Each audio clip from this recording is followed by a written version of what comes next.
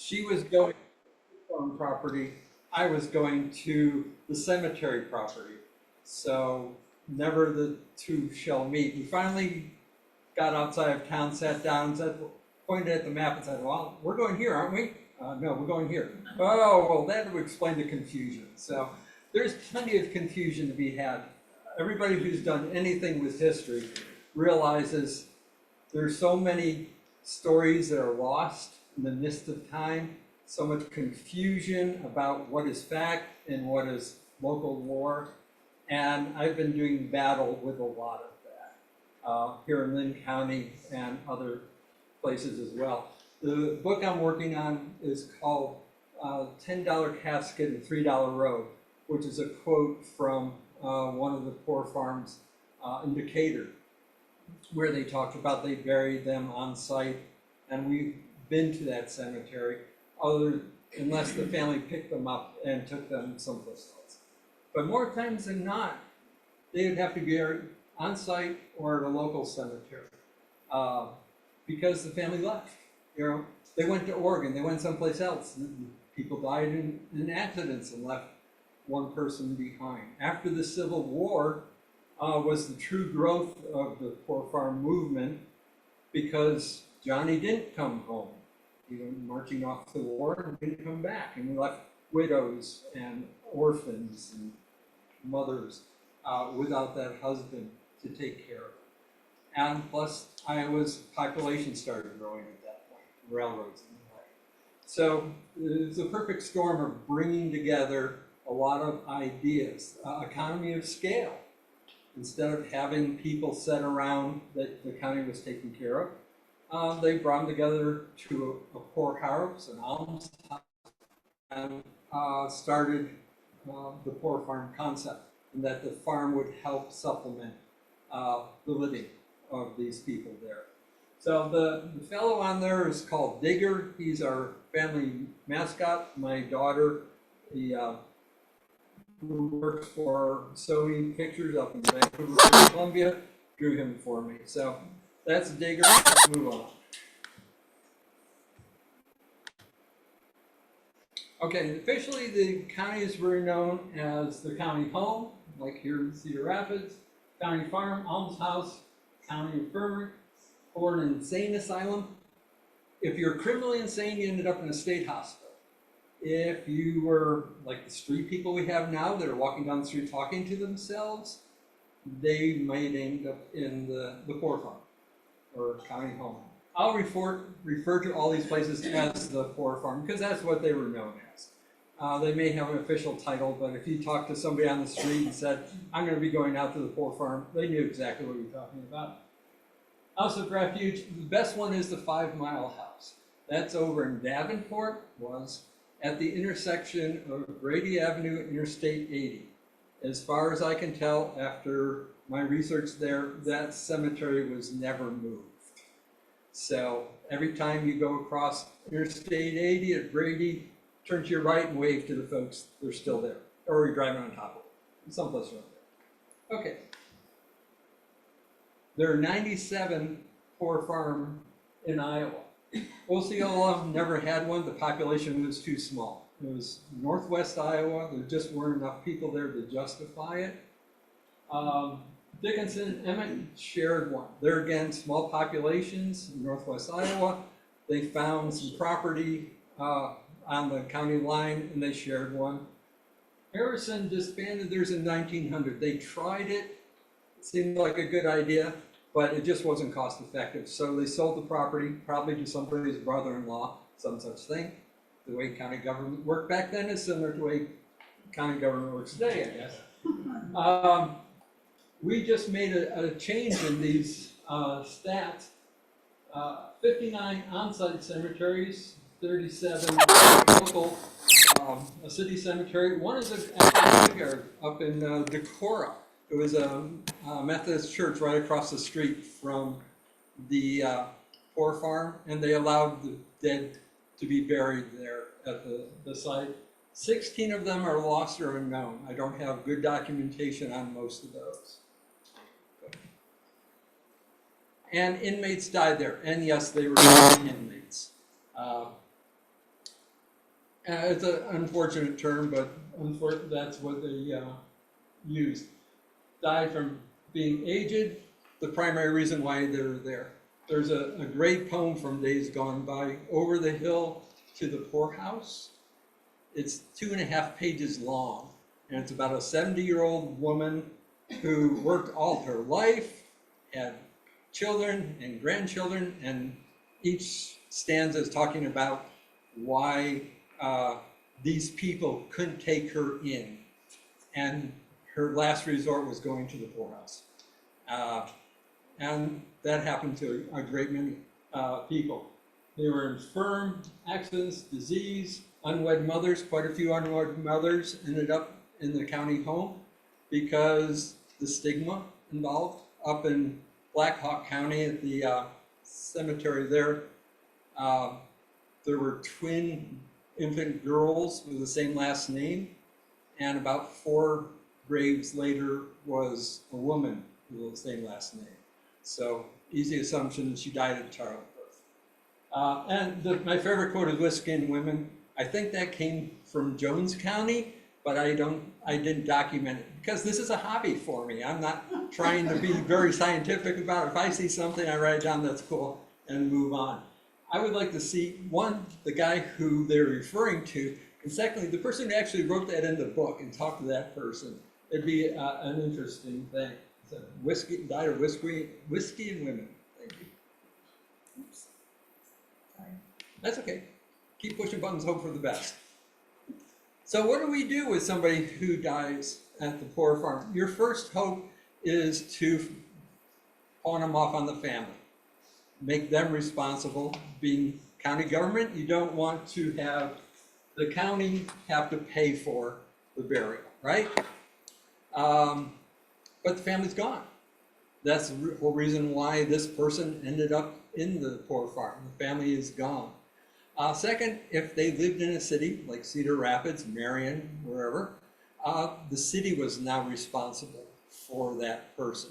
So they would get a hold of the city fathers and say, "Old man Smith has died, he's a city resident, come get him, your responsibility."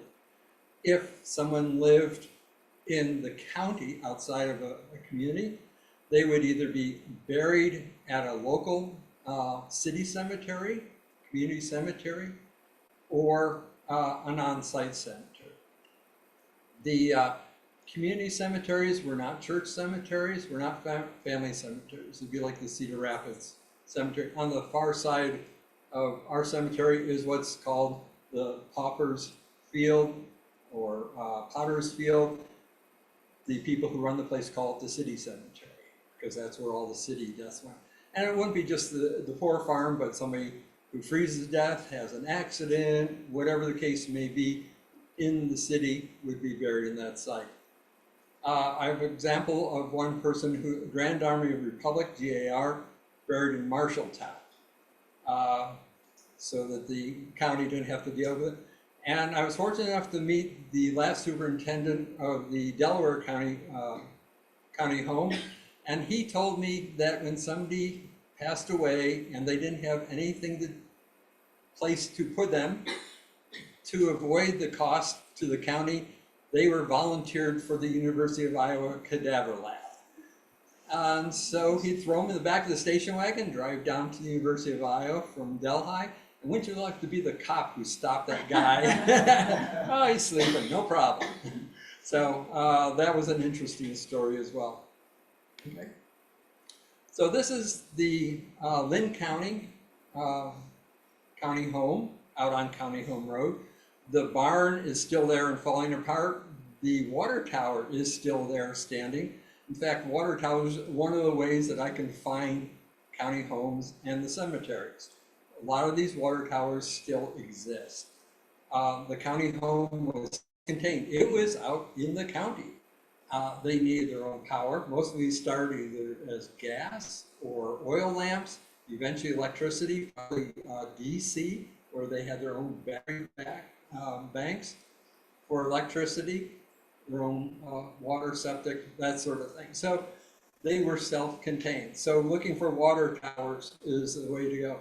Now, one can presume, because one never assumes, that this building was 1892. Probably Lynn County started the poor farm in the 1860s. So what was there before that? Don't know.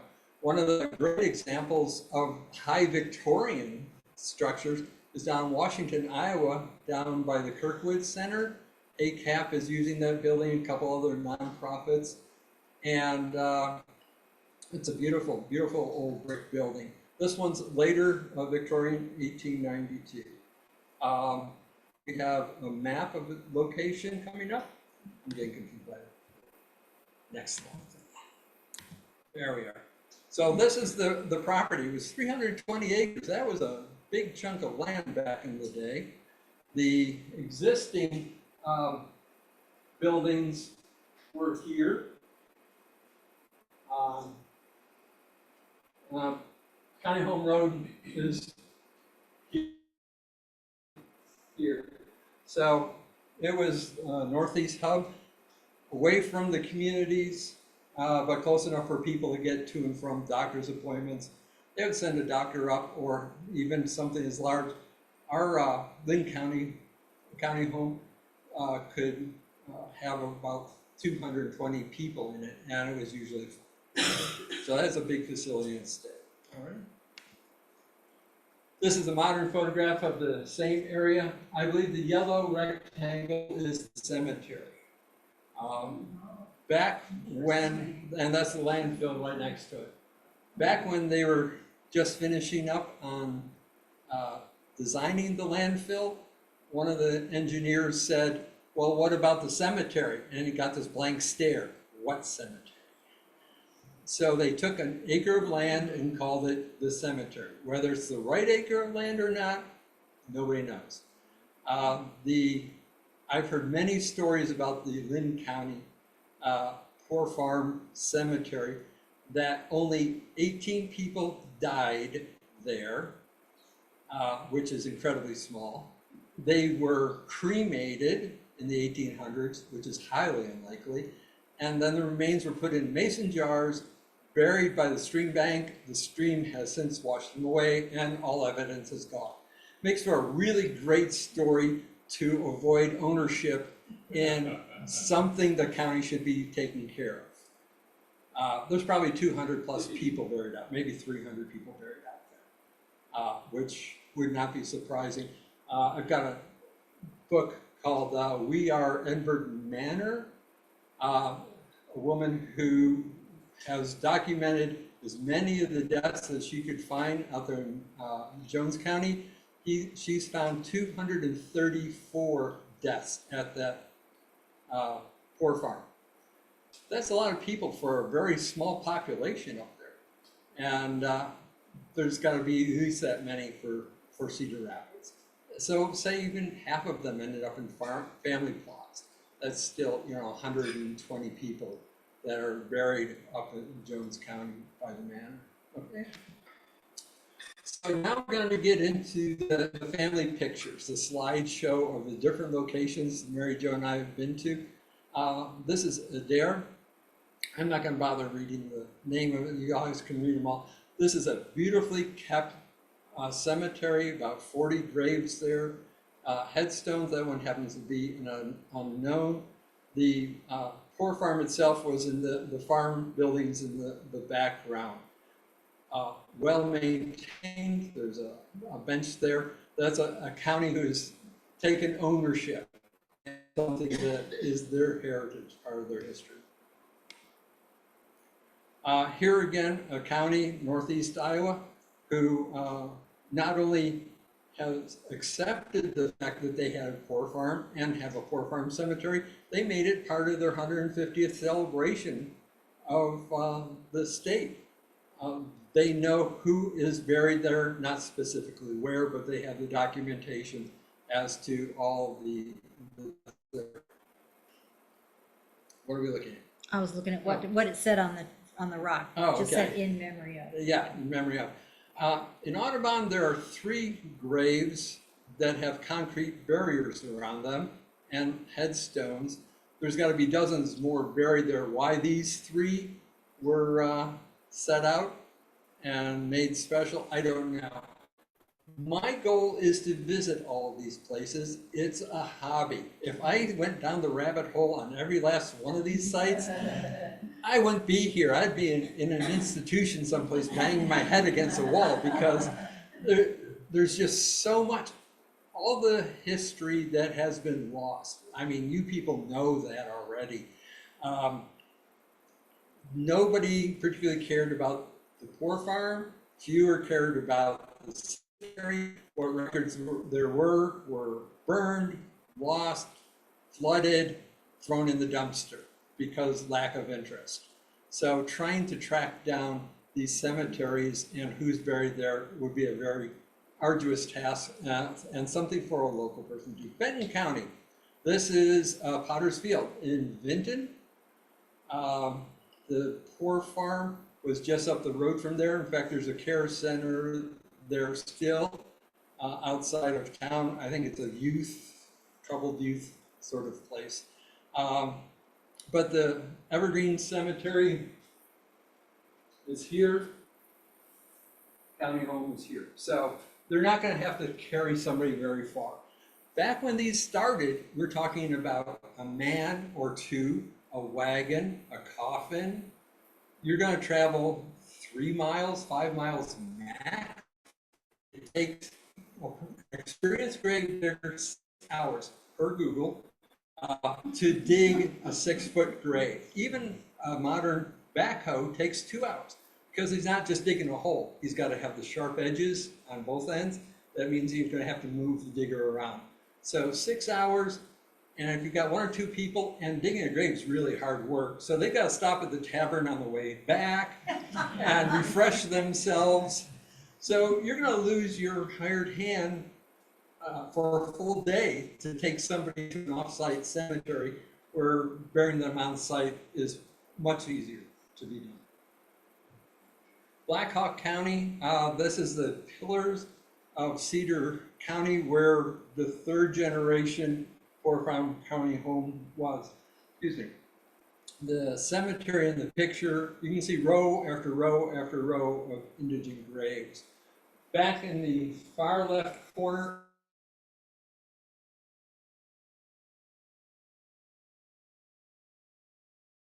were the ones who were moved from a previous generation poor farm to this site.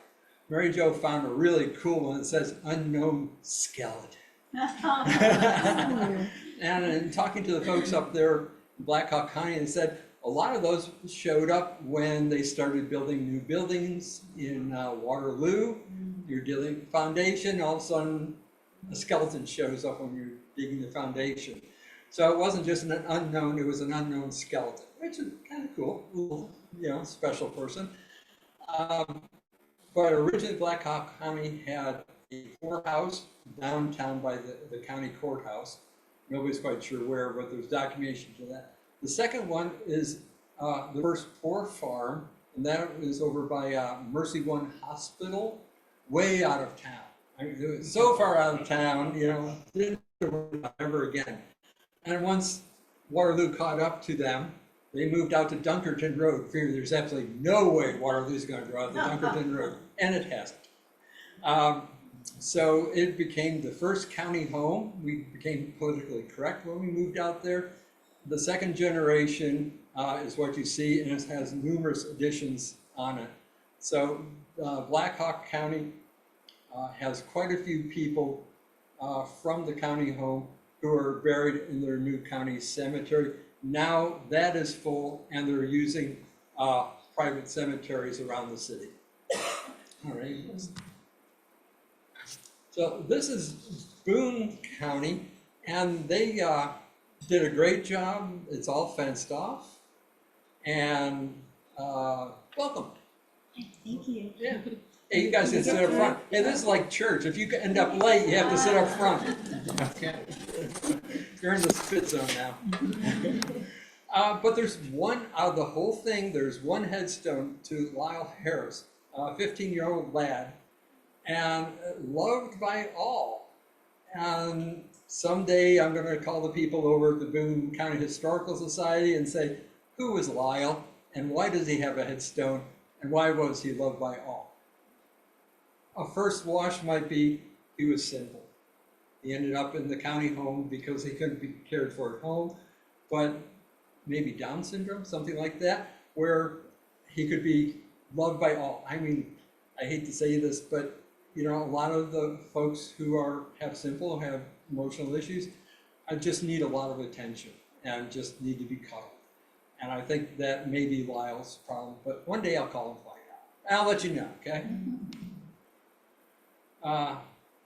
Reamer, this is the poor farm back here.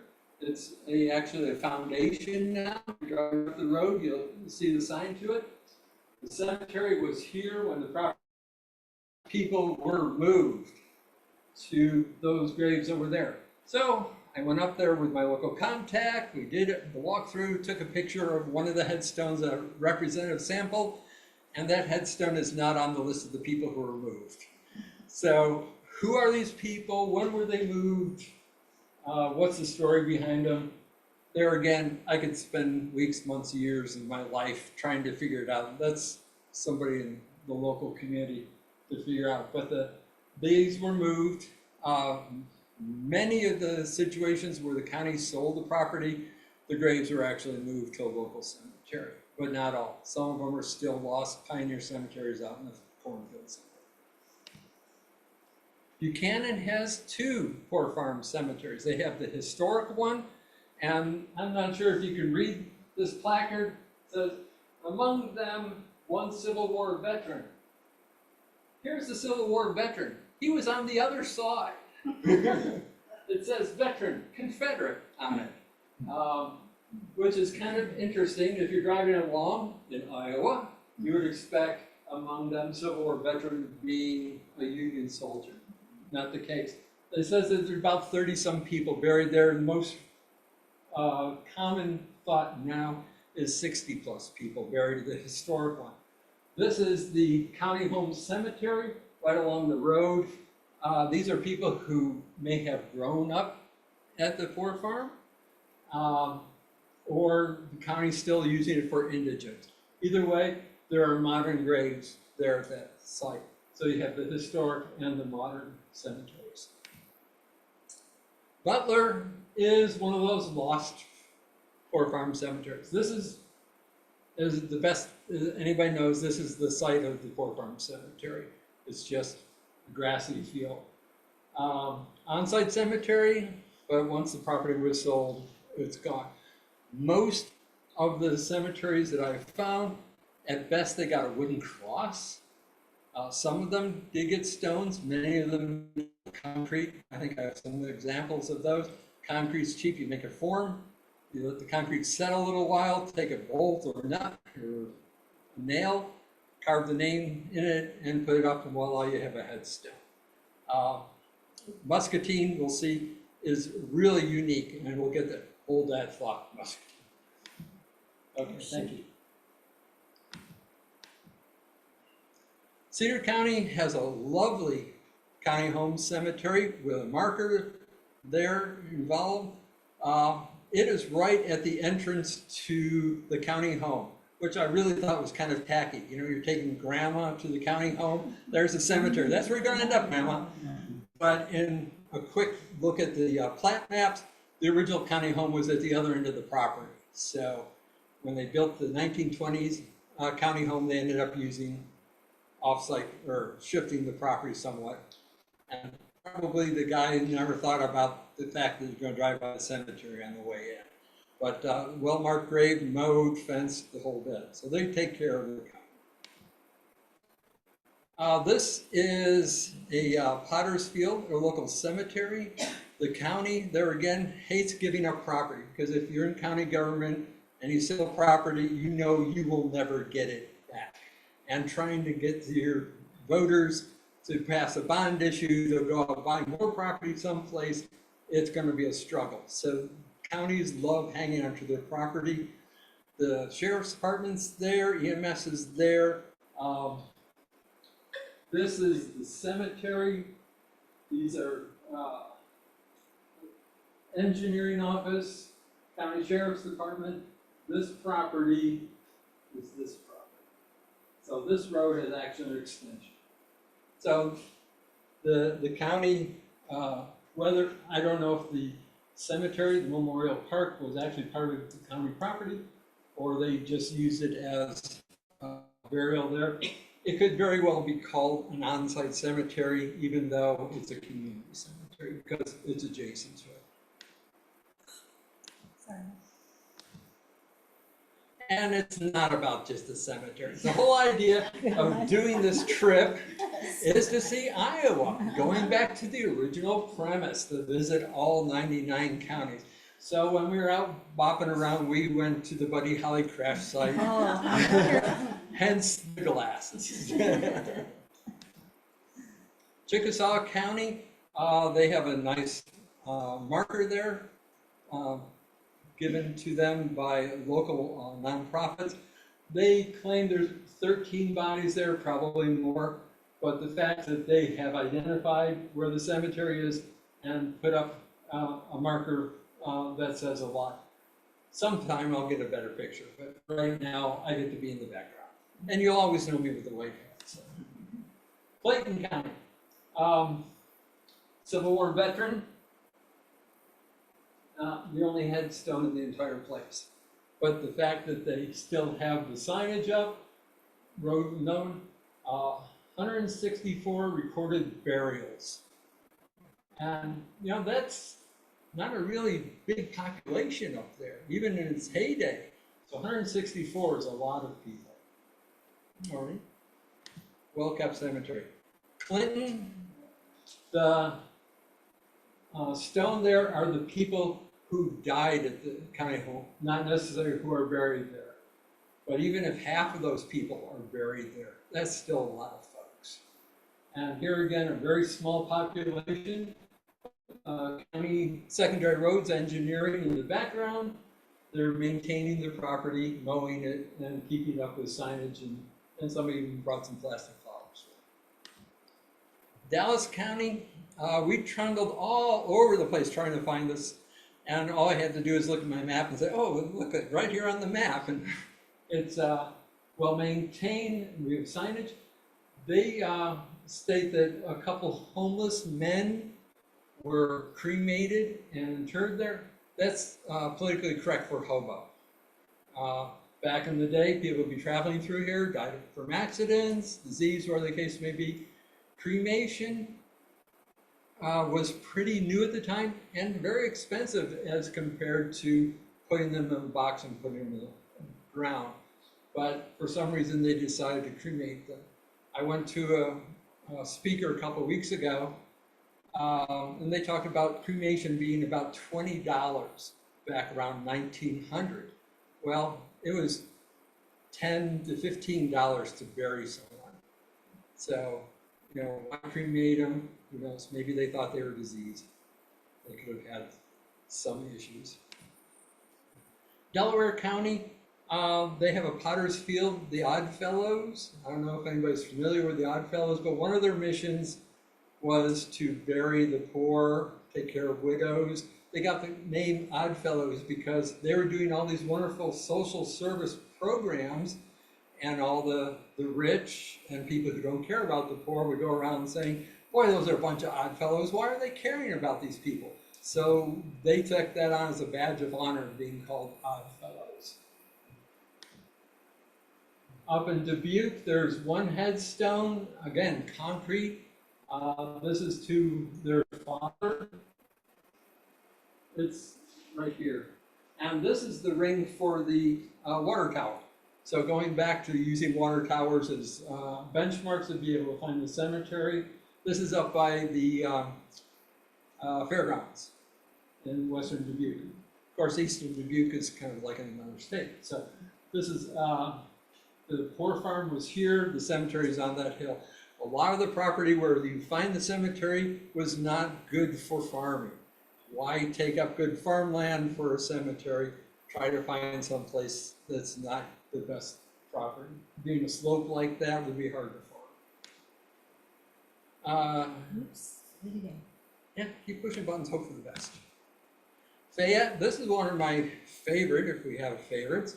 These guys not only took ownership of their Potter's Field, the on-site cemetery, there at the Poor Farm, but they have a beautiful brass plaque proclaiming that this was the Poor Farm Cemetery and a little bit of history. They have the names of the people who are buried there. There are a couple headstones. Other than that, there's just no people are there. The background is about a 20-foot high cross that you can see from the road.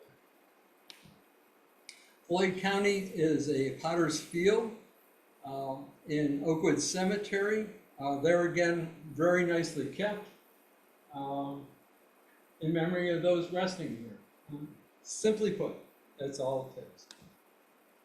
Franklin County, this is a Potter's Field again, a local cemetery. Just if you go into a cemetery and you see a big open spot with no graves in it, first thought is the Potter's Field. This is where the indigent were buried. There again, maybe a wooden cross, maybe a stone, but not a lot. Fairview Cemetery, Grundy sold their property, moved some of them to this row, but they probably left many, many people behind. It's kind of like, well, we'll dig up 20, 30, 40 people and call it good. Right? How big an area do you want to dig up before you say we've got them all? So, well done there for the ones who did get moved and got markers. All right. Oh. What happened? Wait.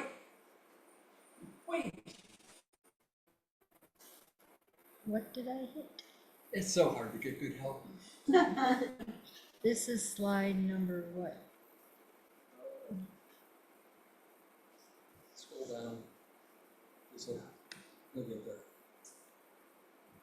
G, Grundy, Fairview. Keep going. No? Whoops. Now you're hurting. See, this is when I come in with the finger puppets. There we are. Franklin?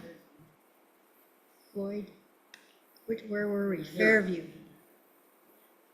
Down, Down? Keep going down. Okay, click on that. There we go. There we On the go. next one. Now the next one. Okay, but how do I get back to my, oh, from current slide. There we go. Come on.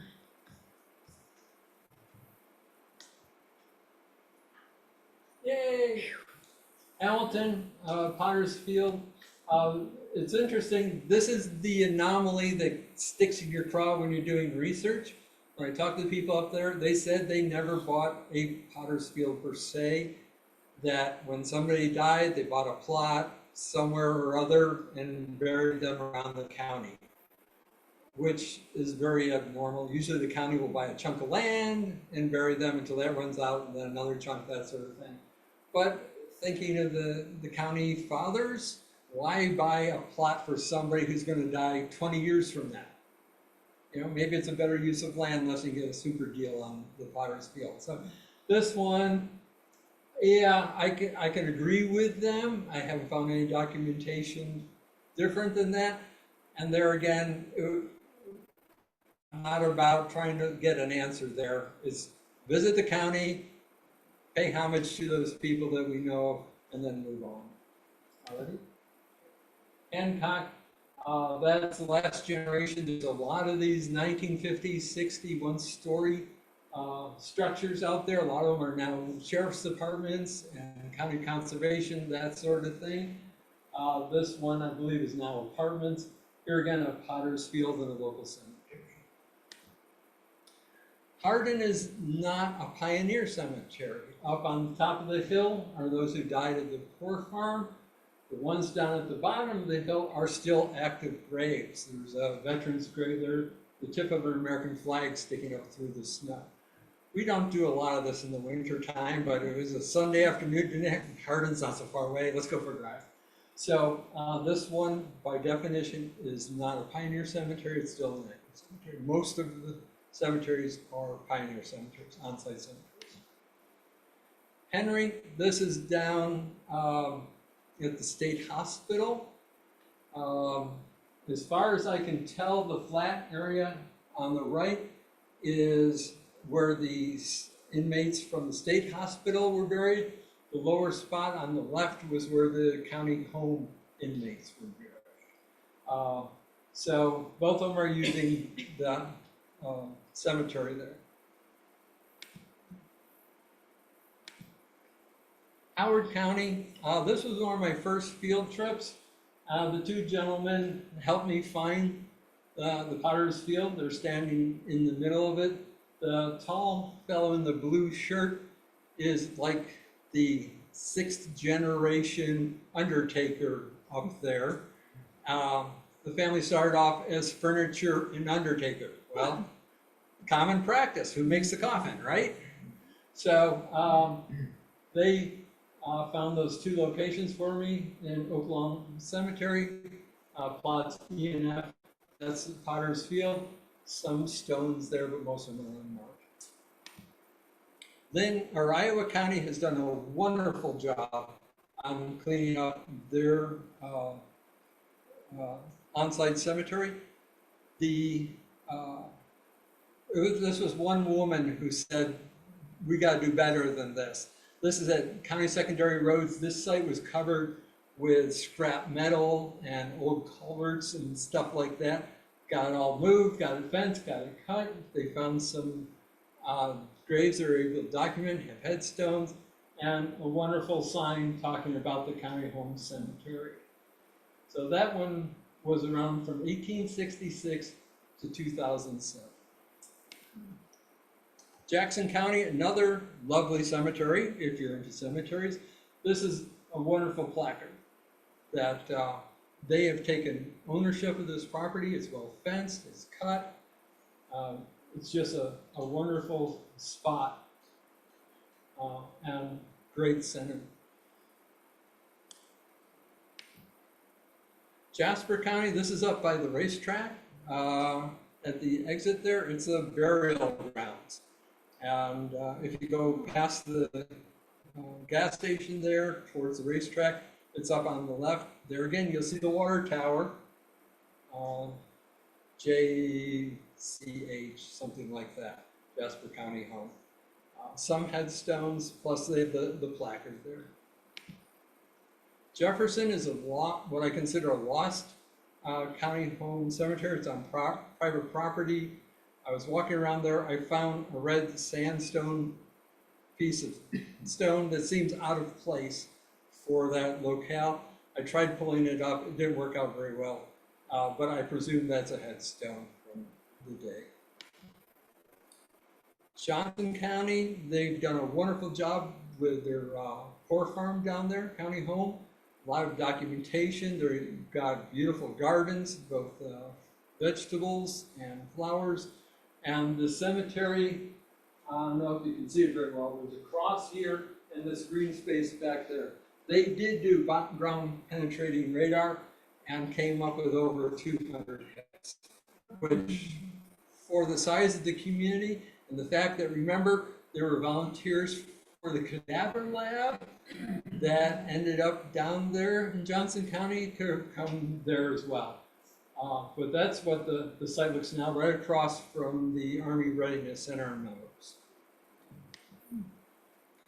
Jones County, going back to my friends in Jones County. Here again, Urban Lore says, well, here's the cemetery, here's the poor farm, they must have used a cemetery. This is private property, this is a family plot, this is a city plot. They did not use that, plus it's very small. 234 people died at this poor farm. This cemetery never would have handled that. This, on the other hand, is county secondary roads. It's an odd piece of property versus all your nice farmland. Probably their cemetery is on site there underneath secondary roads. It could be anywhere on that property. Back by the railroad tracks would be a good place to hide the county cemetery.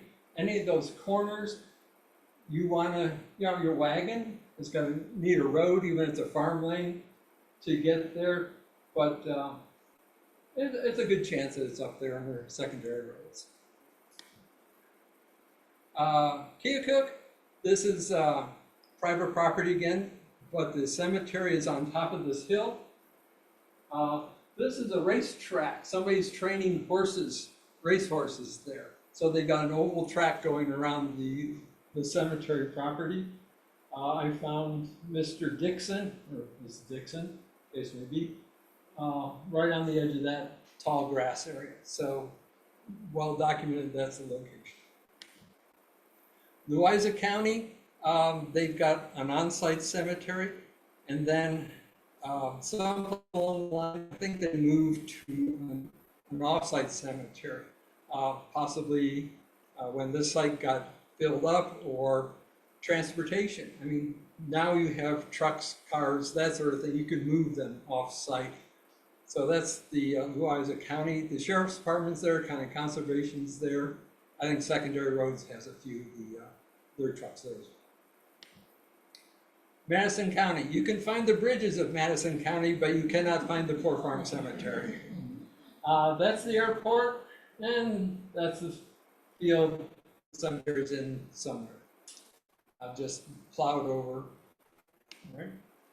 Nebraska, this is a success story. I called down to them, asked them about the Poor Farm Cemetery. They said it's in the woods, you won't be able to find it, yada, yada, yada, back and forth, emails. When Mary Jo and I went down there, they had cleared the brush out of the cemetery. Oh, so my conversation with them prompted somebody to take ownership and go out there and fix what was wrong. This is a concrete stone. There was a dozen of these there. It got cleaned up, weed whacked around the headstones. So they're taking ownership in their Poor Farm Cemetery. So that's part of why I'm doing this, to educate you people and educate the people there locally. There's your water tower again, to be able to find your cemetery. In this cornfield somewhere is the Pioneer Cemetery of those who perished at the Marion County home. Marion County Care Home, 1859. And this is where it all started. When I was with Kirkwood and Keep Iowa Beautiful, we had meetings in Ames. So from Kirkwood to Ames, Route 30. Well, for the longest time, Route 30 was right. Then all of a sudden they said, we're gonna make this 4 lanes. Well, if you're gonna have a new highway, you have to do an archaeological survey of the property.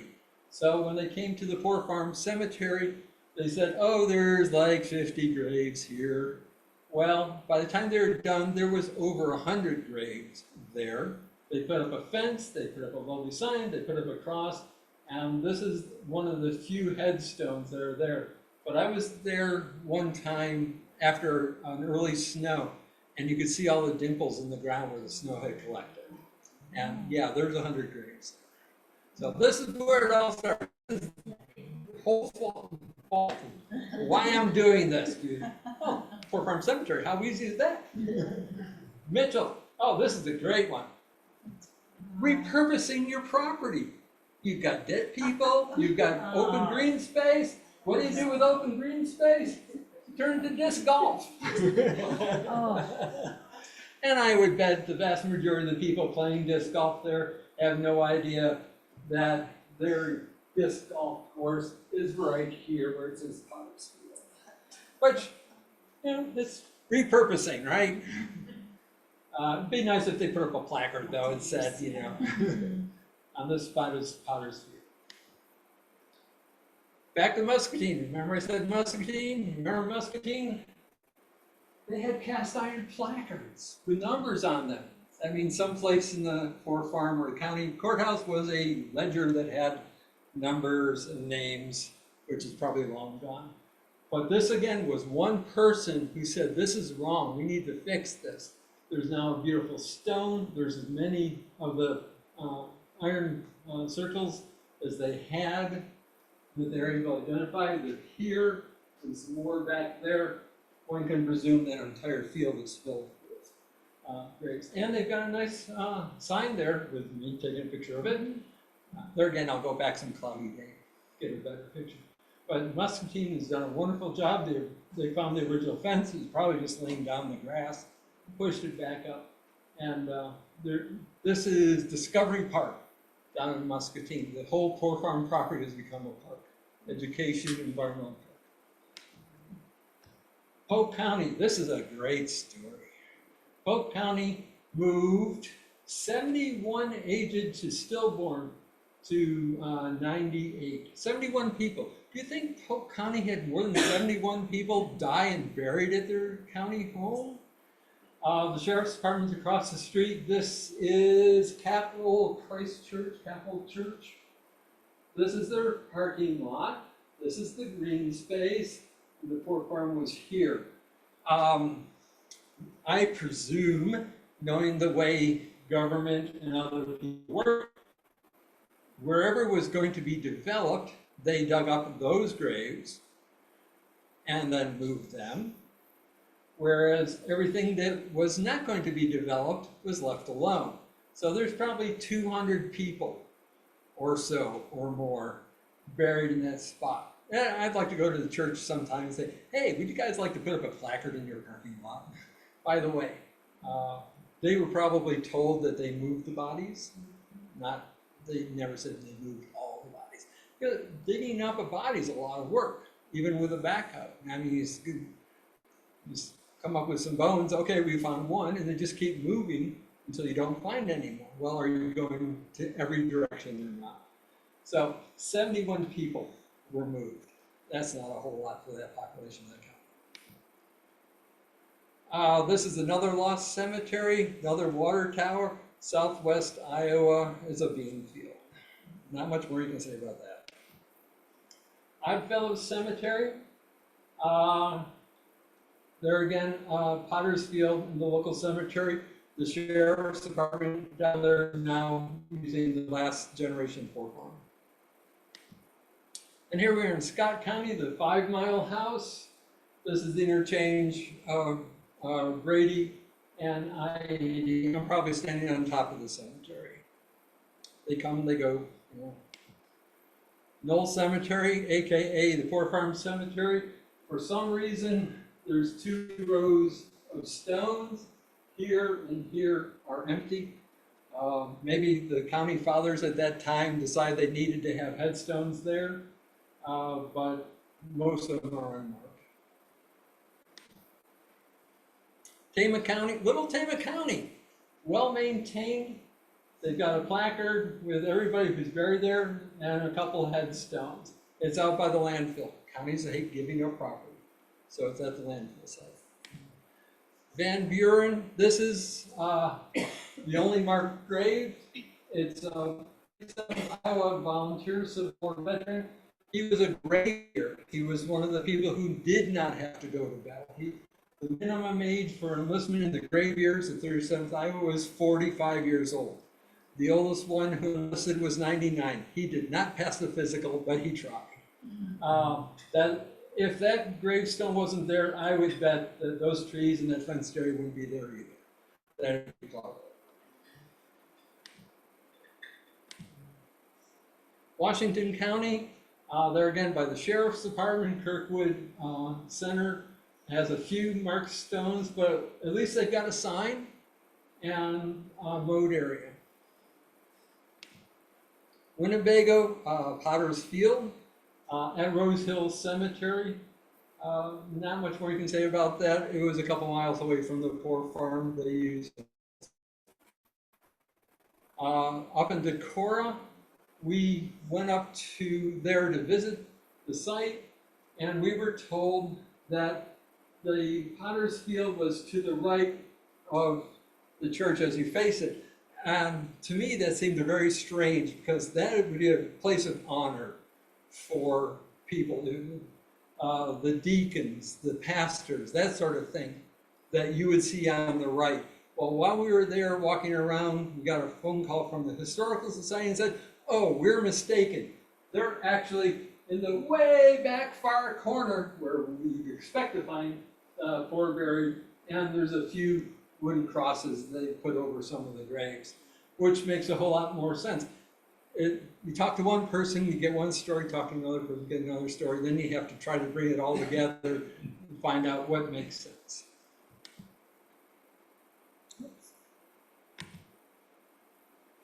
Worth County, this is one of the ones where the county bought like 20 graves, ran out of space, bought another 20 graves. So in the cemetery, there's a spot here with, and they have nice headstones. This is a GAR Civil War veteran. Then in another spot, there's another 20 headstones, another spot, 20 headstones. They're all marked. They all have names on them. Now, this county took ownership in those people. Wright County, you can find the National Hobo Memorial, but Potter's Field's unmarked, just open grave site. And this is my favorite song. You know, I went to the county commissioner and made a personal appeal to my commissioner. She said, yeah, but we don't have any money, can't do anything. Then I went to the one session with your 5 minute talk whatever you want to talk about, made another brief appeal. No money, can't do anything about it. This is pathetic. This is wrong. Did you see all those other beautiful sites that are still on county property that are marked, at least mowed? They set aside an acre of land and said, this is the county poor farm cemetery. They're not even sure they got the right acre of land. I don't care if it's the right one or not, just mow it, put up a sign, and call it good. At least you're paying homage to those people who are buried there somewhere. They are not underneath the landfill, because landfills go down before they go up. So they would have come up with bones. This is in the back corner, that little yellow rectangle. This is something like this. Put up a sign like that. Go to the state at the penitentiary, have them make a sign, cost you $25 for a aluminum sign. You don't want to spend too much money because Sammy's sign shooter is going to come by and fill it with holes, but at least do something. You know, that's Lynn County. I think that's it. Questions? I have some stuff to show up here, some ideas, where Mary Jo and I have been. Hi. Yes, question. Yes. Yes, I was at the Mary and I were here, and I think it's the Mandrake Cemetery. I'm not real sure. And it's where quite a few of the Civil War veterans and big wigs in the city are buried. And along, I think of the fence line,